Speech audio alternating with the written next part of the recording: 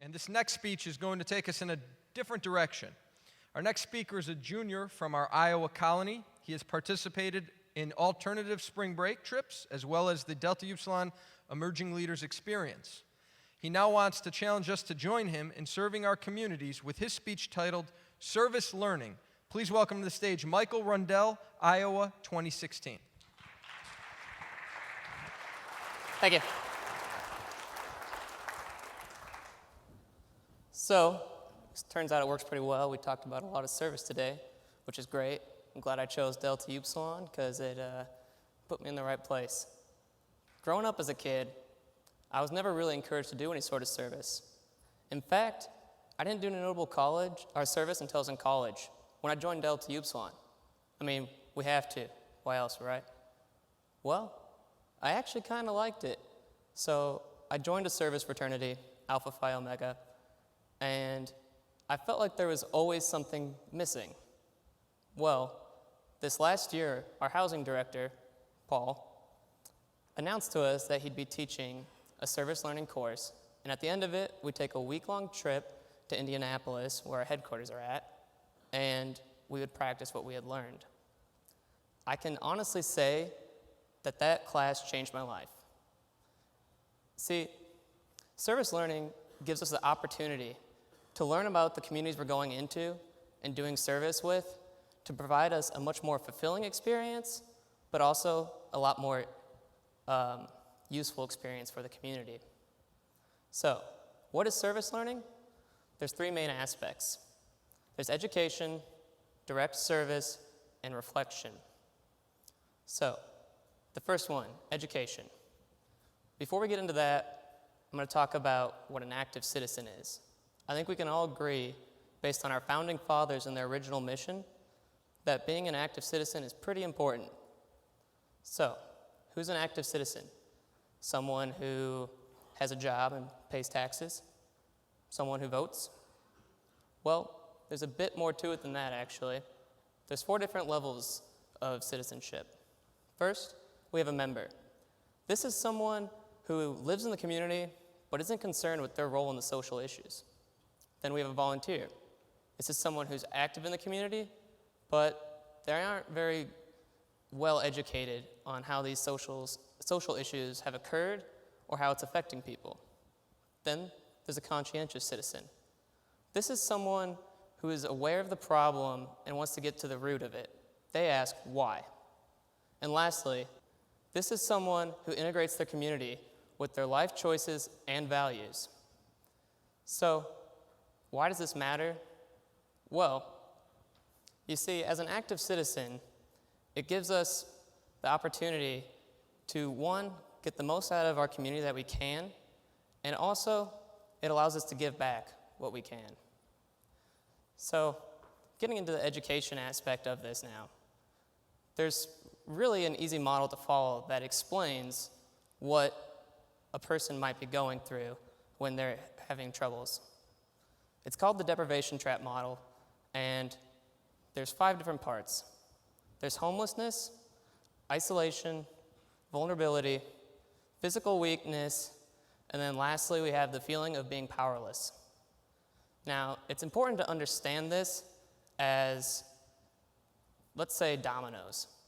So, when you're not experiencing any of these things, your life is stable. But when one falls, the rest tend to come down with it. It's pretty important to understand this because you might look at someone who's homeless, for instance, and say to yourself, well, why don't they just work harder and fix it themselves? Well, there's probably a lot more going on than that. They might not be able to afford food with the proper nutrition. They also might be feeling isolated or vulnerable because they have nowhere to go. So, the other really big, important thing to look at when doing service is that it's not an individual's issue. In fact, we need to go into service with the mindset that society as a whole needs to change, not the individual. There's 7 major players affecting a societal issue within a community. This is the history and context of the community and the issue. It's the community's infrastructure and industry. Here's a short example of how history and industry can affect something.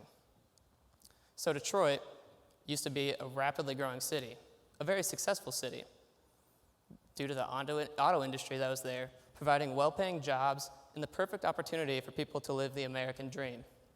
Well, when the auto industry boom ended, all those jobs left, along with the people that could afford to leave.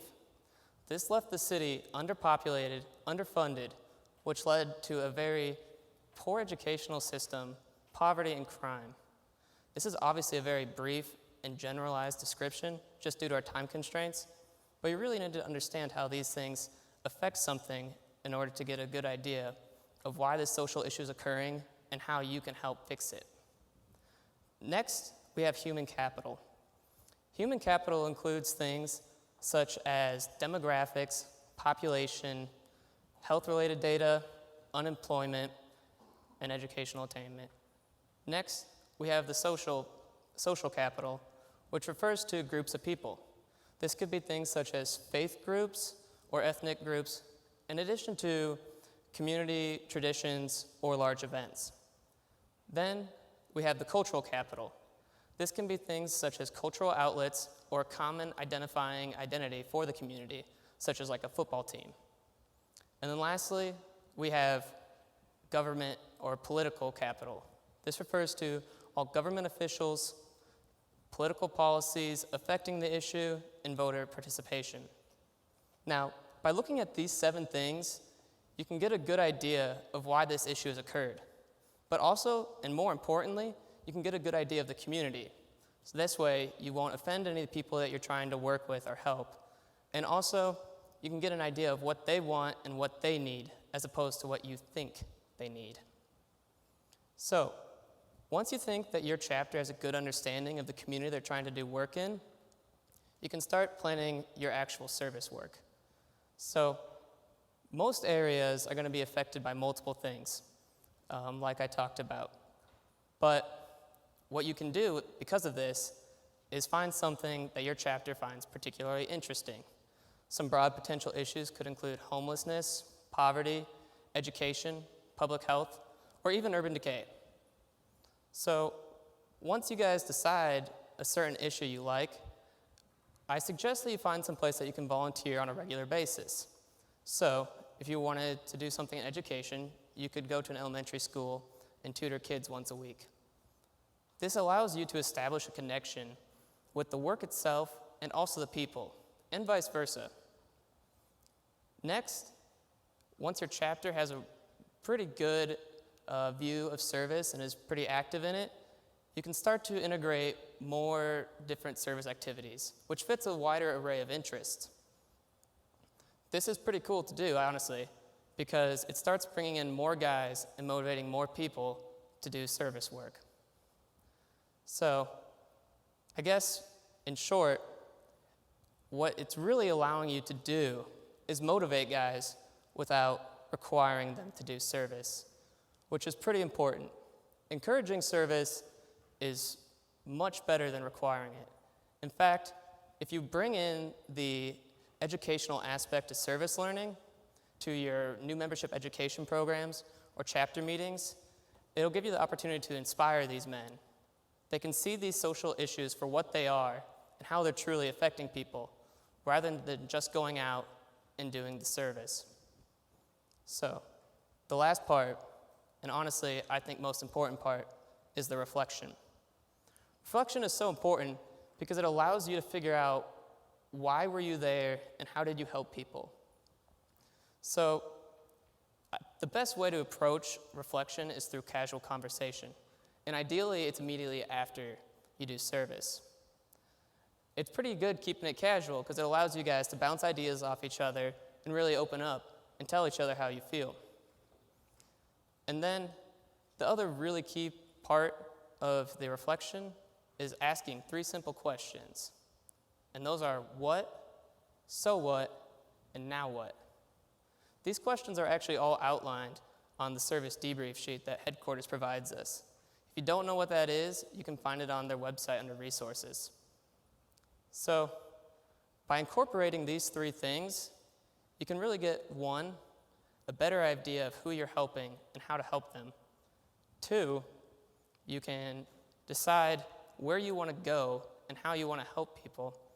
And 3, you can figure out why you did it, how you're going to do it better next time, and where else you're going to be going next. If you need any information on service learning or resources such as the educational outline, the deprivation trap model, the active citizen model, or even the reflection rubric, you can email me at michael-rundell@uiowa.edu. Service learning gives us the opportunity to strengthen our ties with the community, but also our brothers through the promotion of friendship. We can improve ourselves as well as help our community through the development of character and diffusion of liberal culture. We can change people's lives with the advancement of justice. As men of Delta Upsilon, we should aspire to be active citizens, and maybe one day we'll influence others to do the same. Who knows? We could change the status quo. Thank you, guys.